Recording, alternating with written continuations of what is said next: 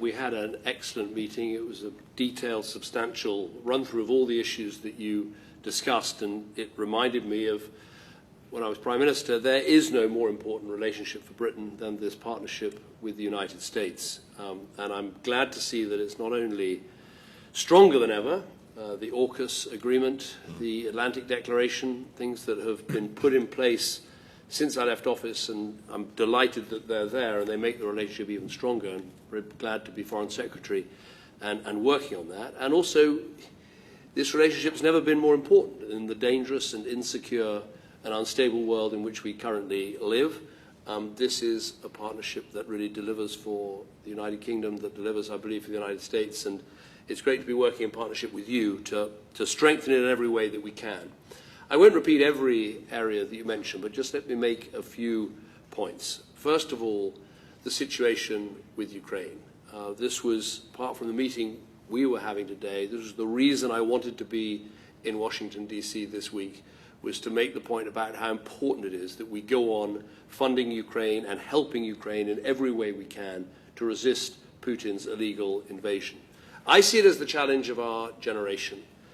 Just as my grandfather's generation had to fight off Nazi aggression in Europe, we are fighting against Russian aggression in Europe. And the challenge, in a way, is a simple one. If you add up the economies of the allies of Ukraine, the United States, the United Kingdom, countries of the European Union, we outmatch Russia 30-1. What we have to do is to make that economic strength count in the economic support, the diplomatic support, the moral support, but above all, the military support that we give to Ukraine. And one of the points I was making on Capitol Hills, this is not just an issue of European security, it's also an issue of United States security too. As you said, if we don't stop Putin in Ukraine, he will be back for more. We know that. And next time it could well be a NATO ally, in which case it wouldn't just be British and American funds and weapons, it would be British and American lives. I think there has been progress. I think sometimes it's important to stand back and look at what's really happened. The Ukrainians have taken back half the land seized by Putin. Recently, they've knocked the Russian Navy right back across the Black Sea, sinking a good portion of it in the process. We've opened up a shipping lane with British insurance made available so that over 200 ships have managed to export grain and other goods from Ukraine, and that's helped their economy to grow. And of course, they are knocking on the door of both NATO and the European Union. And so these are huge advances for this country in the struggle. And the other point I've been making while I'm here is it is value for money. Thank you, Tony, for what you said about the scale of European support now outmatching US support. We are rightly sharing the burden, as we should. It's our continent. But I'd also argue that for something like a 10% uplift in your defense budget and our defense budget, we've actually, with the bravery and strength of the Ukrainians, destroyed about half of Russia's pre-war defense strength. So without the loss of a single American or British life. So I think the last 2 days have been very important in this regard, making those arguments. And while I've been here, we've also put sanctions on 46 different entities across 11 different countries for selling dual-use goods to Russia for the weapons program and their war machine. And we've also announced sanctions that we've taken very publicly in this case against 2 individuals linked to the FSB, the Russian intelligence service, who've been undermining democracy in Britain and using cyber attacks. And we've called that out in a, I think, quite right and public way to say that this is unacceptable and mustn't happen in future. Of course, we did discuss the Middle East in a lot of detail, as you said. We stand with you in supporting Israel and its right to defend itself and to make sure that they deal with the murderous terrorist sect that is Hamas, that did those appalling things on October the 7th, while at the same time stressing the importance of obeying international humanitarian law and trying to minimize civilian casualties. I very much agree with what you said about the hostage situation. There's no justification for taking and holding hostages in this way. They should all be released, and it's important that those hostages are given access to, or the ICRC is given access to them in the meantime. In terms of the future, we have to start not only providing the aid that is necessary for people in Gaza, possibly using maritime routes as well as land-based routes if that is necessary, but also thinking about the future after this military operation is over. And we discussed in our meeting how that's about how we build up and revitalize the Palestinian Authority. It's about how we stand up a plan for what happens after this operation is over and how we map out a future to a secure future for both Israel and for the Palestinian people. And we're committed to working together and with others to get that done. Finally, one issue, when we do, I don't want anyone to be in any doubt that we will continue to be giving the best possible support we can to Ukraine. I mean, if you think about Britain's contribution, we were one of the first to give anti-tank weapons when people were doubtful whether that was a good idea. We were one of the first to provide tanks when people were wondering whether that was a good idea. First to do long-range artillery, first to do long-range fires. So I think you've consistently seen a very serious UK contribution, not just in terms of quantum, but in terms of quality, and that will continue.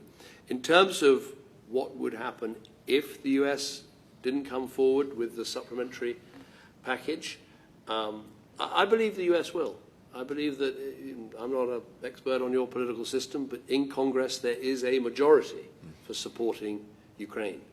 And I don't want to get too involved in which things you link to which things. That's not for me to decide. But I'm sure that goodwill will prevail and the money will be voted through. And it will have a huge effect, not just on morale in Ukraine, but also making sure that European countries keep asking themselves what more can they do. And as Tony said, actually, that European countries, if you look at the combined economic, humanitarian and military assistance, are now properly pulling their weight, as they should.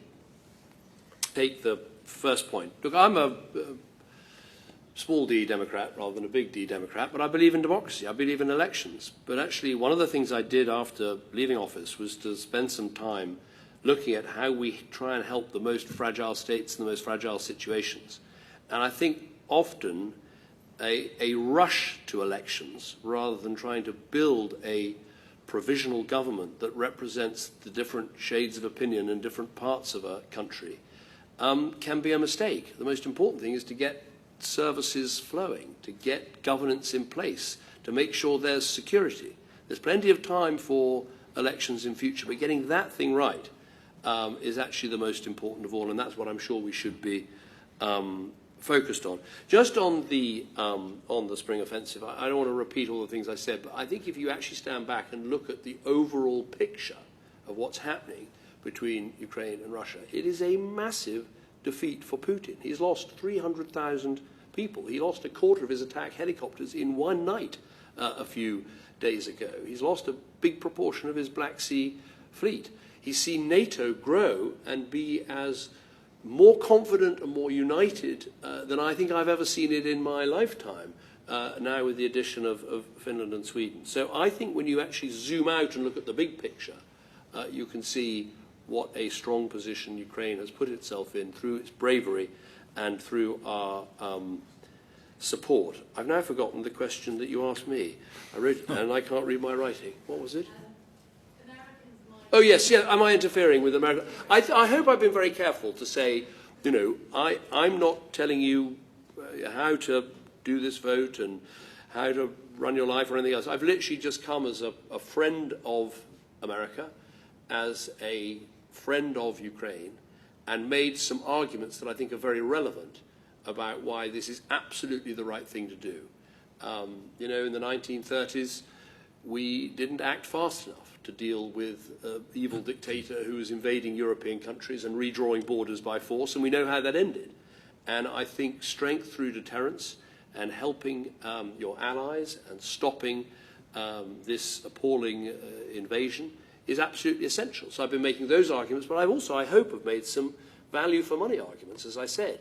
You know, for a 10% uplift in the US defense budget is actually, with Ukrainian bravery, destroyed almost half of Russia's pre-war military capacity without the loss of a single American life.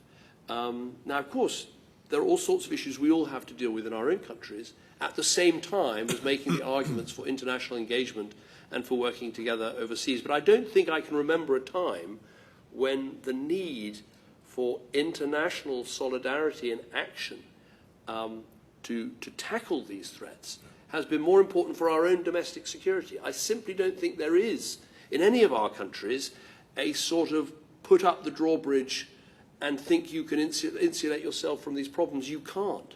Our people, whether you're American or British, they live all over the world. Our businesses trade all over the world. We need international stability and security and open sea lanes and all those other things. And I think that argument is one worth making, and that's what I've been making here this week. It's not interfering.